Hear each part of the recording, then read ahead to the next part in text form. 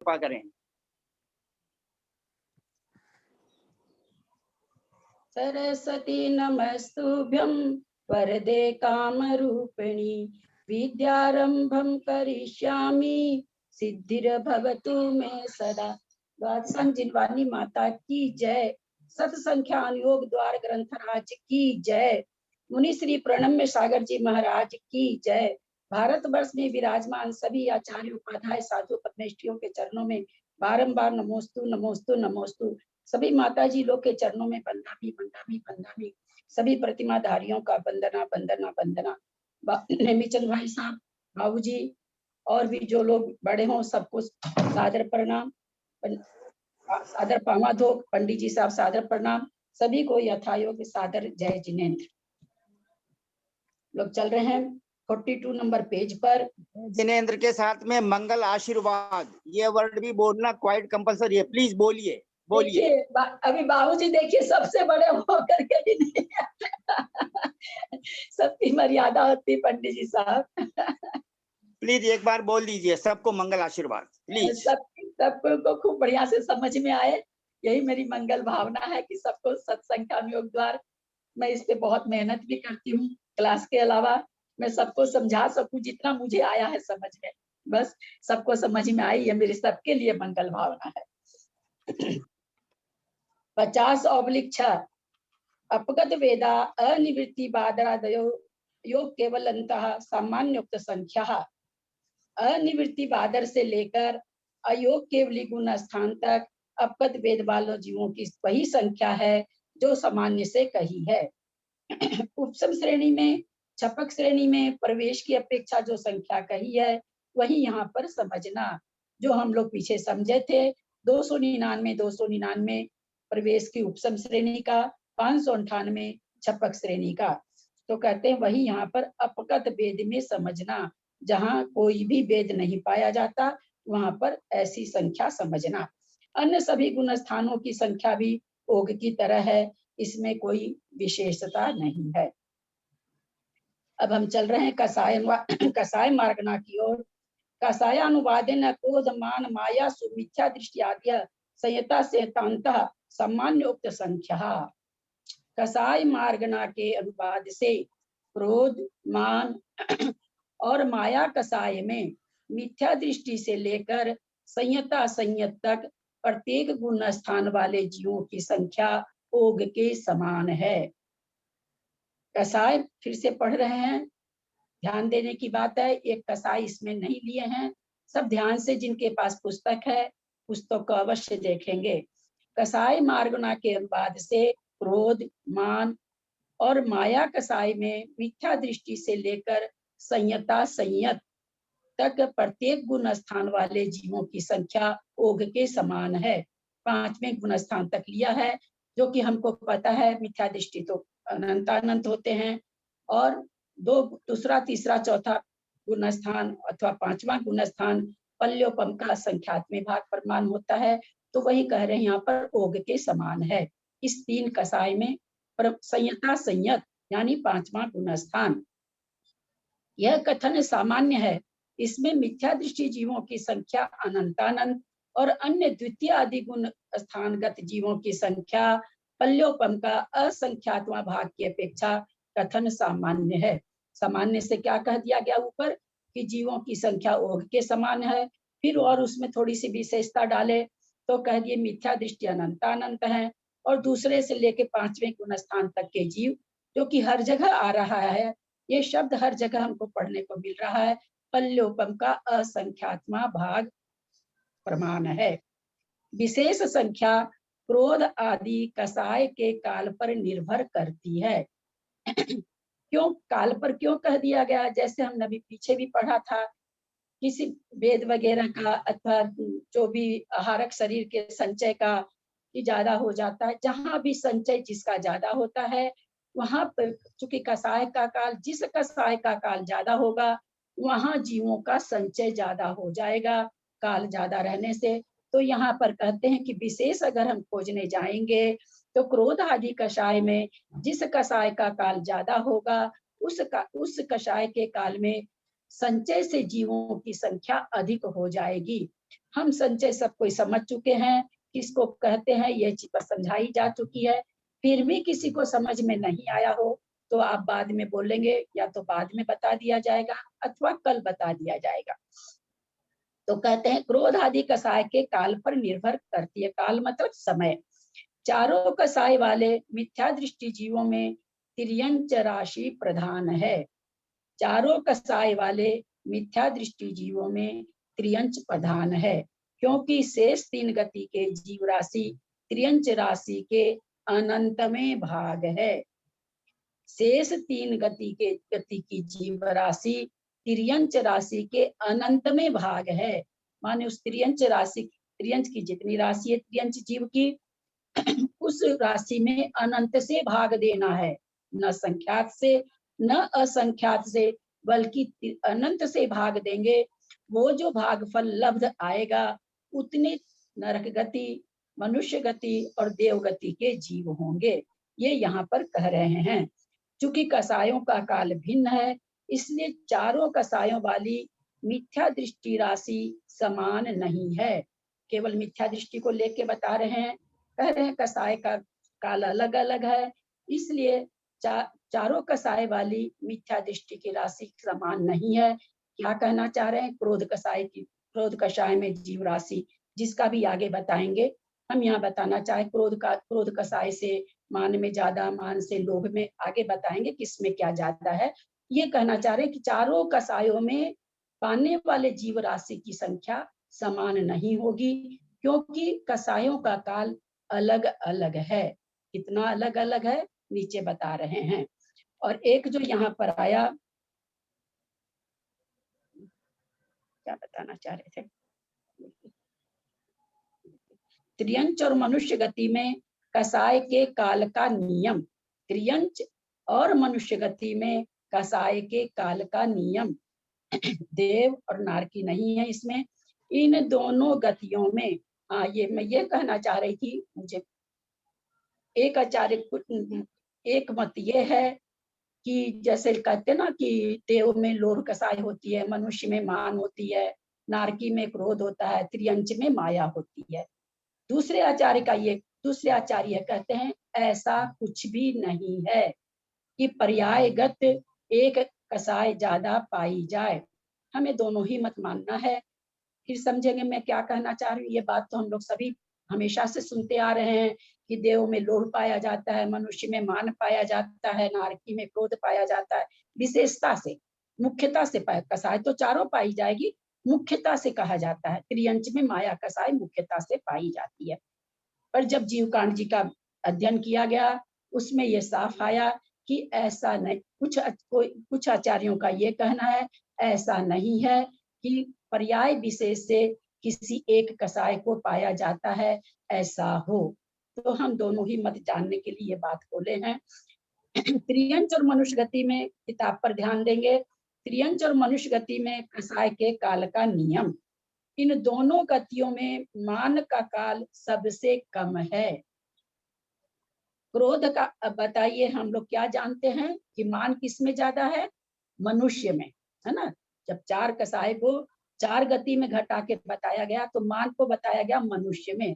और यहाँ क्या लिखा जा रहा है? धवला जी, ये सारी बातें धवला जी के रेफरेंस में है, कोई छोटी मोटी चीजों से तो है नहीं, सारा ही धवला जी के पुस्तक नंबर 4 से लिया गया है। त्रियंच मनुष्य गति में कसाय के काल का नियम, इन दोनों गतियों में मान का काल सबसे कम है। जबकि कसाय कौन सी अंत में जाती है? लोभ जाती है। क्रोध का काल मान से आवली के असंख्यात में भाग विशेष अधिक है। माया का काल क्रोध के काल से आवली के असंख्यात में भाग अधिक है। लोभ का काल माया के काल से असंख्यात में भाग विशेष अधिक है। क्या कहना चाह रहे हैं मनुष्य त्रियंचों के लिए? कि वहां मान का काल मतलब समय, सबसे कम समय कौन सी कसाय रहती है? मनुष्य और त्रियंच में। वो दूसरी कसाई में कसाय रहित नहीं होता जीव। क्या होगा? मान क्रोध में पलट जाएगा, क्रोध माया में पलट जाएगा, माया लोभ में पलट जाएगी। कसाय तो हमेशा कोई ना कोई रहती है। तो पलटने का काल कितना है? वो कितने समय बाद पलट जाती है? दूसरे रूप की कसाय हो जाती है। तो कहते हैं कि मान के बाद सबसे कम समय मान टिकेगा, मान कसाय सबसे जल्दी खत्म होगी, उससे थोड़ी ज्यादा देर में क्रोध कसाय खत्म होगी, उससे थोड़ी ज्यादा देर में माया कसाय खत्म होगी, और सबसे ज्यादा देर में लोभ कसाय खत्म होगी। इसको हम लोग भी मैथमेटिक्स से समझेंगे नीचे वाली पंक्ति पढ़ने के बाद।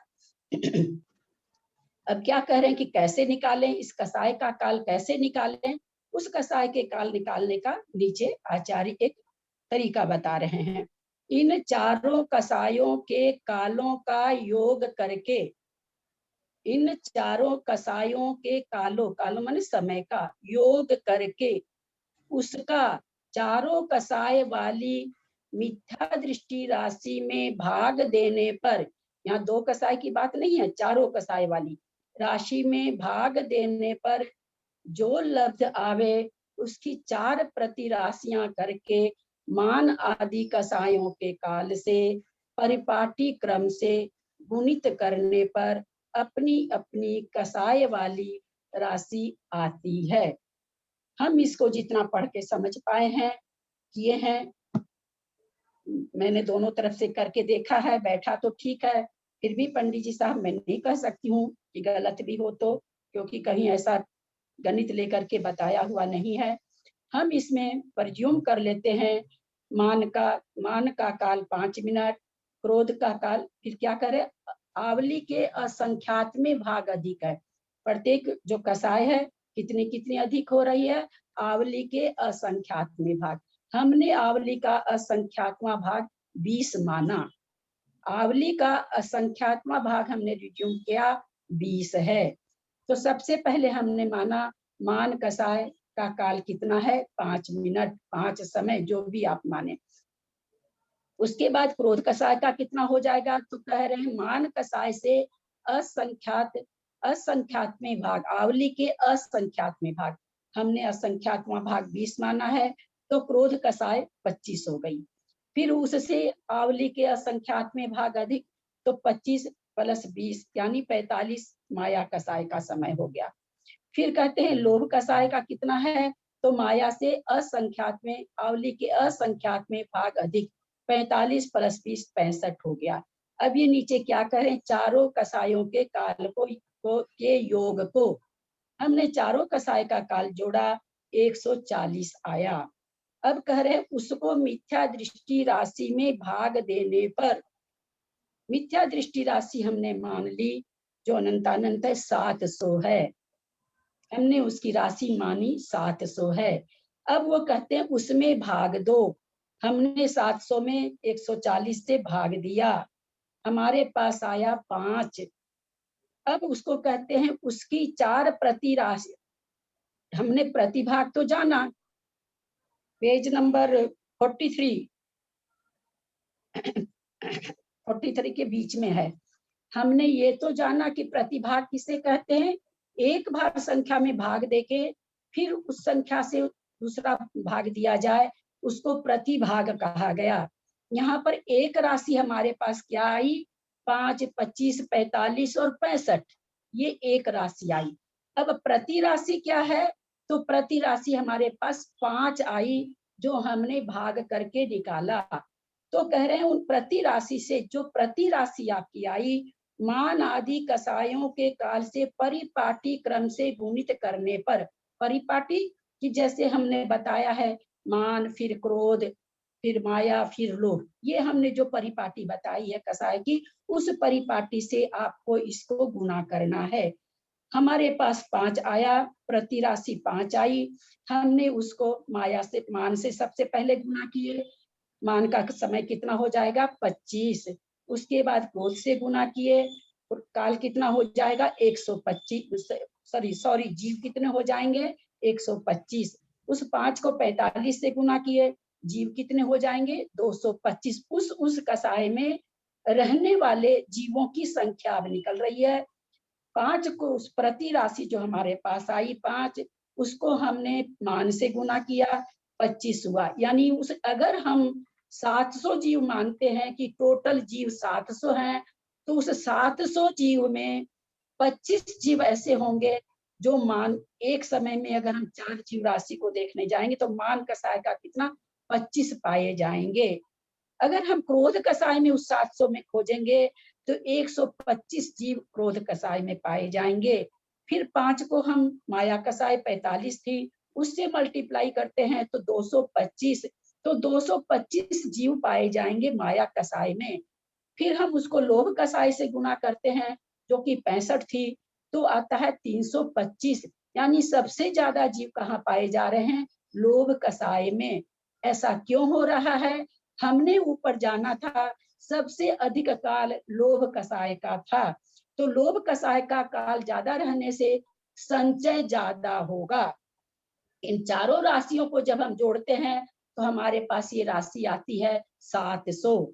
हमने 700 संख्या मानी थी मिथ्या दृष्टि जीवों की, वो 700 की संख्या यहाँ निकल के इस तरह से आती है कि 25 माया कसाय में होंगे, उसी समय 125 क्रोध कसाय में होंगे, सॉरी हाँ क्रोध कसाय में होंगे, माया कसाय में 225 जीव पाए जाएंगे और लोभ कसाय में 325 जीव पाए जाएंगे। ये यहाँ पर कसाय का प्रकरण से मुझे अपनी बुद्धि से जितना मैं लगा सकी, पंडित जी साहब मैंने इसको एक बार नहीं, 2 बार नहीं, 3 बार नहीं, एक एक शब्द को मैंने खूब पढ़ा है कि कहीं मेरे से कुछ वर्णन गलती नहीं हो। पंडित जी साहब किसी से मुझे कोई इसका मार्गदर्शन नहीं है, किसी से कुछ नहीं है, छोटी सी बुद्धि है, हो सकता है मैं गलत कर रही हूँ, मैं नहीं जानती हूँ मैं सही कर रही हूँ कि गलत कर रही हूँ। मेरी भावना यही है कि हम समझ पाए।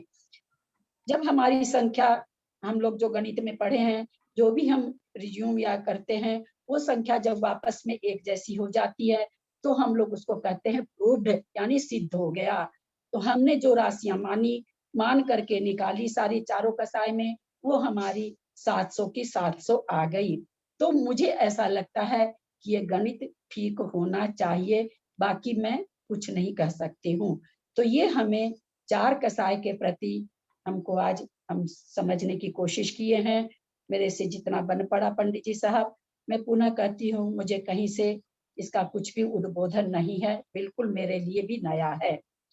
तो ये हम क्रोध में चारों कसाय गत जीवों की राशि को हमने समझा। यहाँ तो हमने सिर्फ 700 माना था, राशि कितनी है? अनंतानंत है। तो उस अनंतानंत में से जैसे जैसे पाई जाएगी, कहने का मतलब कि सबसे कम अनंतानंत जीव राशि को अगर आप एक समय खोजने निकलोगे तो सबसे कम जीव राशि मान में पाई जाएगी, उससे ज्यादा क्रोध में पाई जाएगी, उससे ज्यादा माया में पाई जाएगी और सबसे ज्यादा लोभ में पाई जाएगी, क्योंकि लोभ का काल सबसे ज्यादा है। और हम ये चीज समझ चुके हैं, काल ज्यादा होने से संचय हो जाता है। तो इस तरह से हमने 4 कसाय का मिथ्या दृष्टि की दृष्टि से हमने समझा। अब आगे चलते हैं 51/2 प्रमत्त संयतादियो निवृत्तिवादरान्तः संख्येयः। प्रमत्त संयत आदि अनिवृत्तिवादर गुण स्थान तक उक्त कसाय वाले जीव संख्यात हैं। क्या करे हैं कि जो ये कसाय वाले जीव हैं, ऊपर जो कसाय आई है, उक्त माने जो ऊपर कही गई है, वे संख्यात हैं। क्योंकि प्रमत्त संयत गुण स्थान किसका? वो तो चारों गति के जीव से निकल रहा था, ये यहाँ पर केवल मनुष्य, इसमें तो त्रियंच भी नहीं है, तो वो संख्याती होते हैं। अतः इस कसाय में जो जहां पर जिस गुण स्थान में जो कसाय पाई जाएगी, उस वैसे तो सत्व सभी कसाय का बना हुआ है। अगर कोई क्षायिक सम्यकदर्शी नहीं है तो अनंतानुबंधी का विषयोजन अगर विषयोजन कर भी लिया है, फिर भी छायोपसमिक है, तो उसके कसाय की सारी कसाय पाई जाती है। इसलिए वो कह रहे हैं उक्त कसाय वाले माने चारों कसाय। जब छायिक होंगे तो उनका विवेचन अलग हो जाएगा। यहाँ पर भी उपयुक्त विधि से प्रत्येक कसाय वाली अपने अपने गुण स्थान में राशि ले आना चाहिए। क्या कहना चाह रहे हैं कि ऊपर तो आपने अनंतानंत मानी, 700 मानी, लेकिन यहाँ क्या है? यहाँ तो संख्यात है, तो यहाँ आप थोड़ी सी देर के लिए मान लीजिए 280 मान ले, तो हम 280 को जब 140 से भाग देंगे तो कितना आएगा? हमारे पास 2 आएगा। 2 को 5 से गुना करेंगे तो प्रमत्त संयत कितने आएंगे? प्रमत्त संयत से लेके अनिवृत्ति तक, क्योंकि उसके बाद केवल लोभ कसाय है। तो क्या आ जाएंगे वहां पर? मान के 4 आ जाएंगे, क्रोध के 5 दूनी 10 आ जाएंगे, माया के 45 दूनी सॉरी क्रोध के 25 दूनी 50 आ जाएंगे, माया के 45 दूनी 90 आ जाएंगे, और लोभ के कितने आ जाएंगे? 130। तो इस तरह से, क्योंकि वो संख्या बहुत छोटी है, और उसको भी कह रहे हैं इसी काल से भाग देना है, चारों कसायों के योग को करके उसी योग से भाग देना है, और उससे वो संख्या निकलेगी।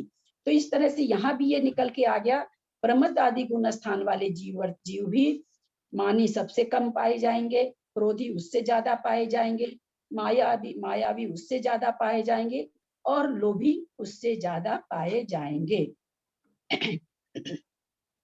अब कहते हैं लोभ कसाया नाम मुक्त है एव क्रम। लोभ कसाय वाले जीवों का क्रम जो कहा है वही है, यानी क्या कह रहे हैं कि जो हमने ऊपर बताया है कि सबसे ज्यादा पाई जाती है वही क्रम रहेगा, अर्थात इसकी प्ररूपणा क्रोध आदि कसाय के समान यथा क्रम संख्या में जानना, यानी इसी तरह से संख्या इनकी पाई जाएगी।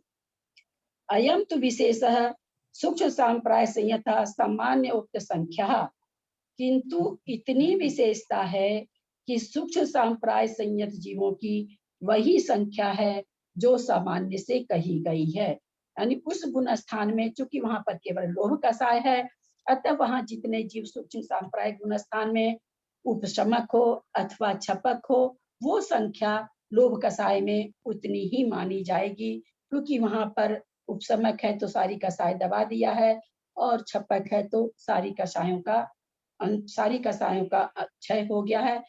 कसायों का क्षय, कसाय कभी भी स्वमुख से नहीं जाती है, उसका सारा द्रव्य लोभ कसाय को मिलता चला गया है। लोभ कसाय पूरी मोटी होके उसकी फिर बादल कृष्टि, सूक्ष्म कृष्टि हम लोग सब कोई पढ़ चुके हैं करना योग में, बहुत सारी उसमें कार्य होते हैं, कार्य होके वो बिल्कुल सूक्ष्म बच जाती है, तो सूक्ष्म सांप्राय गुण स्थान ऐसी संज्ञा पाती है। अर्थात सूक्ष्म सांप्राय गुण स्थान में एक लोभ कसाय ही पाई जाती है, इसलिए लोभ कसाय में उपशामक और छपक जीवों की संख्या उग के समान जानना। वहां पर जितने गुण स्थान में छपक पाए जाते हैं, जितने उपशमक पाए जाते हैं, वे सभी लोभ कसाई हैं। अकसाया उपशांत कसायादियो योग के केवलंतः सामान्य उक्त संख्या, उपशांत कषाय से लेकर यानी 11वें गुण स्थान से लेकर अयोग केवली तक कसाय रहित जीवों की संख्या सामान्यवत है। कितनी है?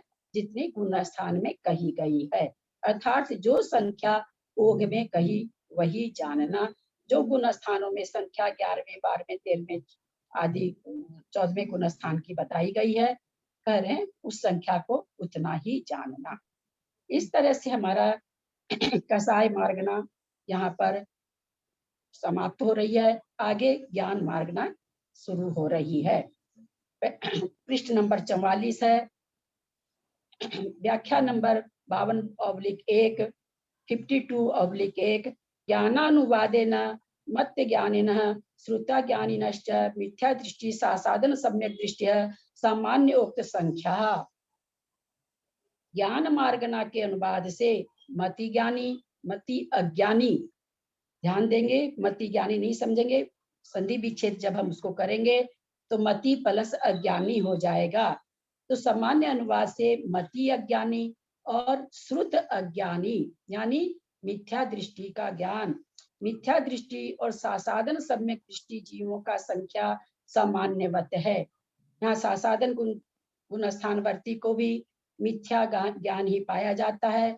ये भाव भासना हमको यहाँ से हो रही है, यद्यपि वो मिथ्यात्व गुण स्थान को प्राप्त नहीं किया है, परंतु सम्यक से च्युत हो चुका है, उसके ज्ञान को आचार्यों ने अज्ञान ही बताया है। इसलिए वहां पर 2 गुण स्थान अज्ञान में घटा रहे हैं, मति ज्ञान और श्रुत ज्ञान में कहते मिथ्या दृष्टि और सासाधन सम्यक दृष्टि जीवों की संख्या सामान्यवत है।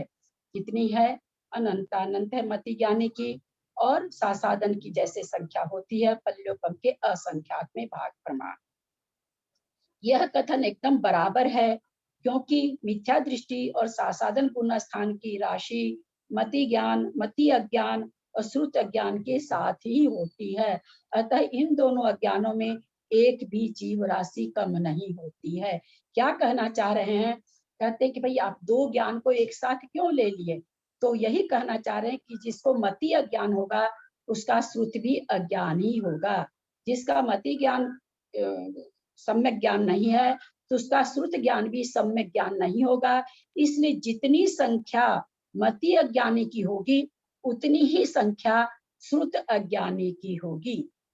विशेषता से नीचे एकदम कथन बराबर क्यों कह के क्या कहना चाह रहे हैं कि भाई आप सोचेंगे दोनों कुछ संख्या अलग अलग होनी चाहिए, तो कहते नहीं, यह कथन एकदम बराबर है क्योंकि ये दोनों ज्ञान सब में पाए जाते हैं। अतः इनकी संख्या जितनी मति ज्ञानी की होगी मिथ्या दृष्टि की, उतनी ही श्रुत ज्ञानी भी मिथ्या दृष्टि में होंगे। अथवा जितने सासाधन सम्यक दृष्टि, जो कि सम्यक दृष्टि कहा जाता है उनको, सासाधन गुण स्थानवर्ती जितने मति अज्ञानी होंगे वे सबके सब श्रुत अज्ञानी भी होंगे। ये यहाँ पर आचार्य हमें भाव भाषणा करा रहे हैं। विभंग ज्ञानिनो मिथ्या दृष्टि और संख्या श्रेणिया प्रतरा संख्य भाग प्रमितः। विभंग ज्ञानी अवधि ज्ञान जिसको उल्टा होता है उसको विभंग ज्ञान कहते हैं। विभंग ज्ञानी मिथ्या दृष्टि जीव असंख्यात जगत श्रेणी प्रमाण है। जो जगत श्रेणियां जगत प्रतर के असंख्यात में भाग प्रमाण हैं। कितने विभंग ज्ञानी बताए हम सभी जान गए हैं। जगत श्रेणी असंख्यात कितनी होती है? 7 राजू को जितने आकाश के प्रदेश होते हैं 7 राजू में उसको असंख्यात से गुणा करें। एक तो विवक्षा ये है, दूसरी विवक्षा कहते हैं कि जगत प्रतर का असंख्यातवां भाग। जगत प्रतर का असंख्यातवां भाग मतलब 7 जगत श्रेणी गुना जगत श्रेणी बराबर जगत प्रतर, यानी 7 गुना 7 49 वर्ग राजू में जितने आकाश के प्रदेश होंगे उसको असंख्यात से भाग दो। तो या तो आप जगत श्रेणी को असंख्यात से गुना कर लो अथवा जगत प्रतर को असंख्यात से भाग दो। उतने विभंग अवधि ज्ञान, विभंगा अवधि ज्ञान मिथ्या दृष्टि जीव होते हैं। क्योंकि विभंग अवधि ज्ञान की है तो ये कहाँ ज्यादा पाए जाएंगे? या नरक में और देवों में। विभंग अवधि ज्ञान वाले जीव वहां ही ज्यादा पाए जाएंगे क्योंकि उनको पर्याय से ही ज्ञान होता है, अवधि ज्ञान होता है। इसमें संख्या त्रियंच की भी है विभंगावधि में और मनुष्य की भी है, सभी की है। लेकिन जिसकी बहुलता होती है कथन उसी के ऊपर आधारित होता है। श्री सठ खंडागम सूत्रों में इन जीवों की राशि देवों से कुछ अधिक कही है। ध्यान देंगे, शब्द भिन्नता होते हुए भी अर्थ भिन्नता नहीं है। देवों से कुछ अधिक कहना या प्रतर के असंख्यात में भाग प्रमाण, असंख्यात जगत श्रेणी प्रमाण कहना एकार्थक है। शब्द में बोलते हैं भिन्नता होते हुए भी अर्थ में भिन्नता नहीं है, क्योंकि देवों से कुछ अधिक राशि नारकी, इसमें नारकी चूंकि विभंगावधि में सम्मिलित है इसलिए बोला टोटल राशि कितनी है। जब कह दिया गया कि असंख्यात जगत श्रेणी प्रमाण है तो इसमें किसकी ज्यादा है? तो उन्होंने देवों से कुछ अधिक। हम सभी जान गए हैं जब भी किसी राशि की संख्या बताई जाती है जो सबसे ज्यादा रहती है उससे कुछ अधिक कह दिया जाता है। फिर समझेंगे सभी जगह इस तरह का विश्लेषण आएगा। जैसे अभी विभंगा अवधि की राशि बता रहे हैं, संख्या राशि मतलब संख्या, तो सबसे ज्यादा कौन है? तो यहाँ पर ये भाव भाषणा करा रहे हैं कि सबसे ज्यादा विभंग अवधि ज्ञान वाले जीव देव हैं, नारकी नहीं है। ऐसा क्यों बन रहा है? ये ऐसा ही व्यवस्था इसलिए बन रही है क्योंकि एक ज्योतिष देव की पर्याय मतलब पूरे ज्योतिष देव भी 7 नरकों से अधिक हैं। तो बाकी तो 3 प्रकार के देव रहने दीजिए, एक ज्योतिष देव भी हम लोग उसका सारा फॉर्मूला देख चुके हैं पहले, उससे अधिक है। तो ज्योतिष देव बहुत ज्यादा हो गए, तो इसलिए उनकी राशि मिथ्या दृष्टि विभंग अवधि ज्ञान में देवों की संख्या सबसे ज्यादा है।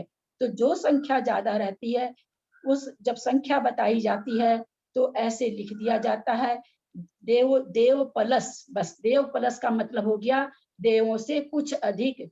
वहां कुछ अधिक नहीं लिखा जाता, एक प्लस का चिन्ह दे देते हैं, उसका मतलब अपने आप स्वयं निकल जाता है, देवों से कुछ अधिक।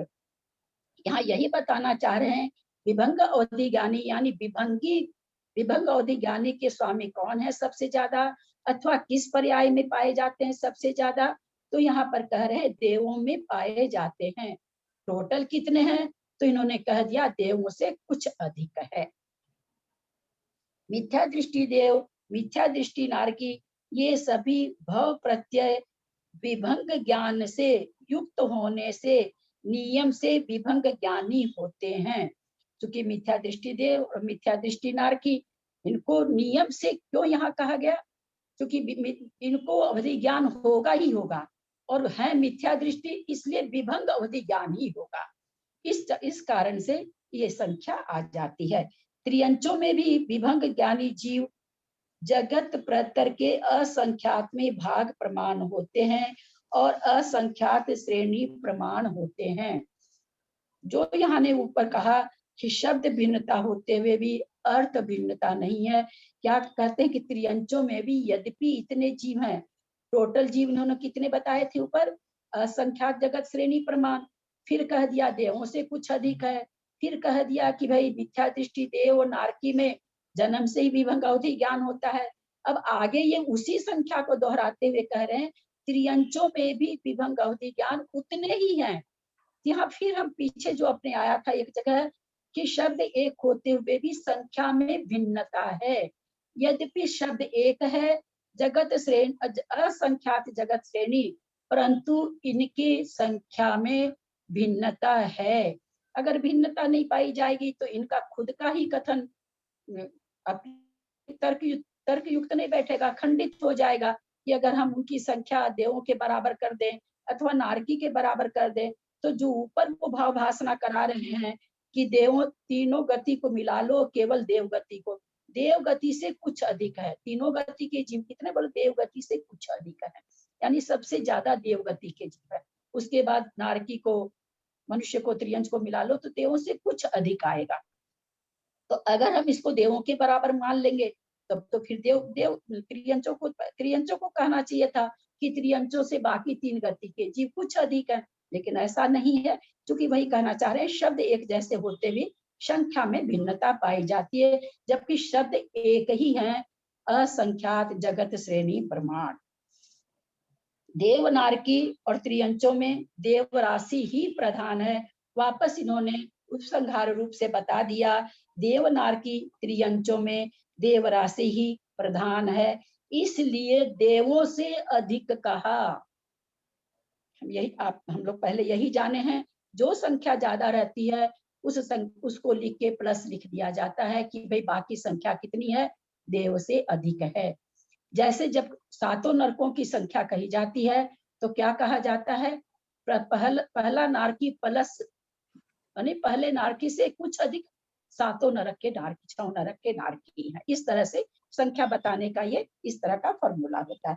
तो कहते हैं देव नारकी और त्रियंचों में देव राशि ही प्रधान है, इसलिए देवों से अधिक कहा।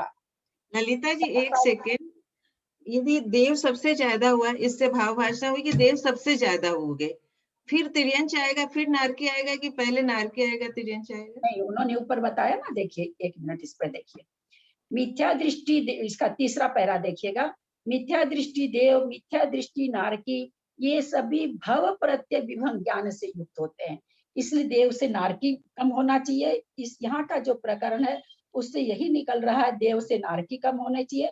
मतलब संख्या कहने के लिए उतनी ही है, असंख्यात जगत श्रेणी प्रमाण, परंतु फिर भी देव अधिक है, देव से कम नारकी है, नारकी से कम त्रियंच है। मनुष्य तो ऐसे ही टोटली बहुत कम है। यहाँ पे नारकी की संख्या नहीं लिखी गई है, मतलब त्रियंच की लिखी है, जगत प्रतर, नारकी का खाली कुछ वर्णन है। तो उन्होंने वही नारकी के लिए लिखा ना मंजू जी, मिथ्या दृष्टि देव, मिथ्या दृष्टि नारकी, ये सभी भव प्रत्यय विभंग ज्ञान से युक्त होने से नियम से विभंग ज्ञानी होते हैं। क्योंकि जो सम्यक दृष्टि देव नारकी होंगे उनको अवधि ज्ञान तो इन लोग को भव प्रत्यय तो होगा ही होगा, लेकिन वो सम्यक अवधि ज्ञान जिसको कहते हैं वो होगा। तो ये यहाँ पर यही कहना चाह रहे हैं कि भाई ये दोनों तो भव प्रत्यय विभंग अवधि ज्ञान है, क्योंकि सब मिथ्यात्व के साथ, एक पहले नरक में छायिक सम्यक दृष्टि अगर होता है तो सम्यक के साथ जाता है, बाकी नरक में प्रवेश नहीं है सम्यक दर्शन के साथ। तो वहां पर तो सभी नारकियों का उपपाद विभंग अवधि ज्ञान से ही हो रहा है। बाद में सम्यक दर्शन प्राप्त कर ले और वो विभंग ज्ञान अवधि ज्ञान बन जाए वो अलग बात है, पर उपपाद जो हो रहा है सबका विभंग अवधि ज्ञान के द्वारा ही हो रहा है। तो इससे हम भाव भाषणा करते हैं। हम ऐसे भी जानते देव अधिक है नारकी से, तो वैसे भी संख्या उनकी ज्यादा हो गई, फिर उसके बाद नारकी है। तो चूंकि अवधि आपके मन में ये उठ रहा है कि त्रियंश को कह दें, त्रियंश को इसलिए नहीं कह सकते, केवल किसको होगा अवधि ज्ञान? पंचेंद्रिय त्रियंश को। 1 से 4 पंचेंद्रिय संगीत तक के त्रियंश तो इसमें आएंगे ही नहीं। अब जिनको अवधि ज्ञान हो रहा है तो क्या सभी पंचेंद्रिय त्रियंशों को हो रहा है? जैसे देव और नारकी को हो रहा है, वैसे क्या सभी त्रियंशों को हो रहा है? तो नहीं, सभी त्रियंशों को नहीं हो रहा। अगर सभी त्रियंशों को होता तो फिर देव के बाद त्रियंशों की संख्या आती, नारकी की नहीं आती। पर नारकी और देवों को तो सबको होता ही है, ये यहाँ पर बता रहे हैं। ठीक है, हाँ समझ में आ गया। ठीक है पंडित जी साहब, समाप्त करें। और किसी को कुछ पूछना हो तो पूछ सकते हैं। पंडित जी साहब ठीक, और बाबूजी ठीक हो रहा है ना? मुझे बहुत डर लगता है विवेचन करते हुए ना, क्या करूं तो मुझे सच। सबको जय जिनेन्द्र, ललिता सब जय, बड़ों को प्रणाम, सबको जय जिनेन्द्र। ललिता, मैं ये पूछना चाह रही हूँ कि देवगति के जीव ज्यादा होते हैं, तिरंज तो ज्यादा है ना, तो तिरंज एक इंद्र दो इंद्र को नहीं होता है क्या वो प्रत्येक ज्ञान? ज्ञान एक इंद्रिय से लेके पंचेंद्रिय संगीत तक के केवल मति ज्ञान श्रुति ज्ञान होता है। अवधि ज्ञान होने के लिए संगीपना होना जरूरी है, असंगी होने के लिए पंचेंद्रिय होना जरूरी है। अच्छा, मैं ये सोच रही थी तिरंज तो ज्यादा है, देवगति से ज्यादा, एक इंद्र से लेके तो सब तिरंज ही होते हैं। लेकिन बाद में क्या होगा, एक इंद्री को तो ज्ञान अपना कुछ दिखाई हम लोग को नहीं दे रहा है, कुछ नहीं दिखाई देता है, इसीलिए। हाँ, मैं ये कह रही थी भाभी कि जो मैंने पढ़ा था वो जो है ना ये बता, तो हाँ मैं बता रही थी भाभी जय जिनेन्द्र, मैं ये कह रही थी कि जो उसके लिए बता रहे थे ना कि क्रोध नारकियों में ज्यादा होता है और ये मान मनुष्य में होता है और त्रियंशों में माया होती है और लोक देव में होता है। ये जन्म के समय का कथन मैंने पढ़ा था कि जन्म के समय में ऐसा होता है, पर कुछ मान रहे थे, कुछ मतलब ये मानते हैं कि नहीं कोई सा भी हो सकता है, लेकिन कुछ आचार्य मानते हैं कि जिस समय जन्म लेते हैं, जैसे मनुष्य जन्म लेता है तो उस समय उनको मान का सहाय होगी, और जो तिर्यंश जन्म लेते हैं तो उनको माया का सहाय होगी, और देव जन्म लेते हैं तो उनको लोभ का सहाय होगी, और नारकी जन्म लेते हैं तो क्रोध का सहाय होगी। ठीक है, ये मुझे भी कुछ कुछ याद है, लेकिन फिर भी चूंकि आप लोग के पास मटेरियल है, आप इसको प्रमाण के साथ बोलिए। हाँ, मैं ललिता जी लिखा है, मैं कुछ बोलूं ललिता जी? भी सुना हुआ है, लेकिन किस आचार्य ने कहाँ लिखा है, लिखने से थोड़ा प्रमाणिक हो जाएगा। ललिता जी मैं कुछ बोलूं? कल बताती हूँ। भव प्रत्यय देव और नारकियों को भव प्रत्यय अवधि ज्ञान होता है, तिर्यंशों को गुण प्रत्यय अवधि ज्ञान होता है। तो तिर्यंशों को तो गुण प्रत्यय अवधि ज्ञान होगा ना, तो पंचेंद्रिय जो सैनी होगा उसी को ही होगा, उसी को होगा। क्या कम है? वही तो मैंने कहा ना कि पंचेंद्रिय संगी और सबको थोड़ी होगा। पंचेंद्रिय संगी है, जैसे देव और नारकी को तो सबको होगा, नियम से होगा। वो तो भाव प्रत्यय से है। तो इसलिए उनकी संख्या ज्यादा है, और पंचेंद्रिय संगी त्रियंश को होता है तो सभी को थोड़ी हो जाता है। आज मनुष्यों में जैसे अवधि ज्ञान किसी सबको थोड़ी हो जाता है, तो वो तो गुण प्रत्यय है, जिनको गुण प्रत्यय होने से शुद्धि होगी उनके होगा, उनको होगा, परंतु देव और नारकी को तो होना ही होना है, तो इसलिए उनकी संख्या ज्यादा है ना। वही चीज मैंने कहा। और वैसे भी दीदी यहाँ पे मिथ्या दृष्टि की बात चल रही है, मनुष्य में होगा तो मतलब जैसे सम्यक दृष्टि को ही होगा ना अवधि ज्ञान जो होगा, विभंगा अवधि ज्ञान सम्यक दृष्टि को नहीं होता है ना। नहीं होगा, वही बोल रही हूँ। मैं आपके प्रश्न का उत्तर दूं, जिसको ऐसा आया है कि जिसको अवधि ज्ञान जिस मनुष्य को हो जाएगा, अवधि ज्ञान के बाद ही विभंगा अवधि ज्ञान होता है नियम से। जब वो अपनी सम्यक्त्व से च्युत हो जाता है, वही अवधि ज्ञान उसका विभंगा अवधि ज्ञान हो जाता है। विभंगा अवधि ज्ञान पहले उत्पन्न होता है किसी में, ऐसा पढ़ने नहीं आया है। यही पढ़ने में मिला है कि जिसको जिस मनुष्य को अवधि ज्ञान, चतुर्थ गुण स्थानवर्ती को हो सकता है, चतुर्थ गुण स्थानवर्ती को अवधि ज्ञान हो गया, सम्यक से च्युत हो गया, तो जैसा कहा जाता है कलश झारी ये सब जो चिन्ह बनते हैं श्रीवत्स आदि, वो सारे नाभि के ऊपर बनते हैं और वो सारे वहीं के वहीं विलुप्त हो जाते हैं, ऐसे कुछ होता होगा, वो वहां से खत्म हो जाते, नीचे सूकर आदि जो अशुभ चिन्ह होते हैं वे प्रकट हो जाते हैं। तो इसलिए कहा जाता है कि मनुष्यों में इसीलिए पहले विभंग अवधि ज्ञान नहीं बनता है, क्योंकि मिथ्या दृष्टि को होता है, क्योंकि सम्यक्त्व के छूटने से वही अवधि ज्ञान विभंगा अवधि ज्ञान हो जाता है। लेकिन मन त्रियंच सॉरी देव और नारकी में तो भव प्रत्यय होता है। हाँ ललिता जी एकदम ठीक। हाँ पहले उनको सतत होना होगा। हाँ हाँ बाबूजी, होना होगा पहले हाँ पहले अवधि ज्ञान ही होगा नियम से बाबूजी। अवधि ज्ञान, हाँ क्योंकि पहले विशुद्ध से उनका अवधि ज्ञान होगा ना। हाँ तो ललिता जी होने का विभंगा गुण प्रत्यय में, एक मिनट, गुण प्रत्यय में विभंगा अवधि ज्ञान का मतलब क्या कहें, वो नहीं है, अवकाश नहीं है इसका, पहले अवधि ज्ञान ही करना पड़ेगा। वो विभंगा अवधि ज्ञान तो मनुष्य देव और नारकी में है जो पर्याय से हो जाता है। मनुष्य के पहले अवधि ज्ञान होगा, सम्यक से च्युत हो जाएगा, वही ज्ञान अगर बना रहा तो विभंगावधि ज्ञान हो जाएगा। दूसरी बात और, मनुष्य में विभंगावधि ज्ञान का काल कितना है, मात्र अंतर मुहूर्त, जबकि देव और नारकी में तो 33 सागर तक है। उसी विभंगावधि ज्ञान का मिथ्या देव में तो खैर 33 सागर सम्यक दर्शन के साथ होगा, परंतु उसी विभंगावधि ज्ञान का जब काल बताया गया 33 सागर, तो किसकी अपेक्षा बताया गया, 7वें नरक के नारकी की अपेक्षा। लेकिन मनुष्यों की अपेक्षा उसका काल अंतर्मूर्ति होता है। नियम से विभंगावधि ज्ञान अंतर्मूर्त के बाद छूट जाएगा। तो ललिता जी तिर्यंच गति में जो है उनको भी सम्यक दृष्टि तिर्यंच को ही होएगा पहले, वैसे ही होना चाहिए। इसका खूब खुलासा कहीं नहीं मिला, जैसे मनुष्य का तो मिला पढ़ने को, त्रियंच का खुलासा नहीं मिला। लेकिन मनुष्य के, चूंकि मनुष्य और त्रियंच का कथन एकदम एक जैसा चलता है, प्राय करके कहीं भी देख लीजिए, बन विच्छुत्ति सब चीज में, तो वही होना चाहिए। पहले सम्यक तो होगा, उसको सम्यक ज्ञान होगा, फिर विभंगावधि ज्ञान होना चाहिए, क्योंकि वहां पर भव प्रत्यय तो है नहीं कि हो ही जाएगा। तो किसी को भी पहले विशुद्धि प्राप्त करके अवधि ज्ञान करेगा, फिर वो मिथ्यात्व में जाएगा। तो इसलिए कहा गया कि इन लोगों का जो विभंगावधि ज्ञान है मात्र अंतर्मुख के लिए है। हाँ हाँ नई चीज मिली आज हमको। देवों को विभंगावधि ज्ञान जो होता है वो जन्म से ही होता है क्या? दीदी आप लोग तो मेरे से तत्वार सूत्र पढ़ चुके हो कुसुम जी। विभंगा अवधि ज्ञान सबको होता है जन्म से। सुनिए, मिथ्या दृष्टि नारकियों में होता है खाली ना, नहीं सुनिए, छात्र के साथ जो जन्म रहा है, चाहे वो देव हो चाहे वो नारकी हो, उसको मिथ्यात्व ज्ञान विभंगा अवधि ज्ञान ही होगा। यही कारण है कि अपर्याप्त अवस्था में विग्रह गति में, मान लीजिए किसी को पहले कोई मनुष्य है देव में जा रहा है, उसको विभंग अवधि ज्ञान है। विभंगा अवधि ज्ञान को लेकर के कोई भी जीव किसी भी पर्याय में नहीं जा सकता। विभंगा अवधि ज्ञान अपर्याप्त अवस्था में नहीं पाया जाता। जिसका अवधि ज्ञान है उसको अपर्याप्त अवस्था में पाया जा सकता है। वह देव वहां जाकर के अवधि ज्ञान के साथ ही उत्पन्न होगा। ललिता जी आज खत्म करें, आप जिनवानी स्तुति करिए।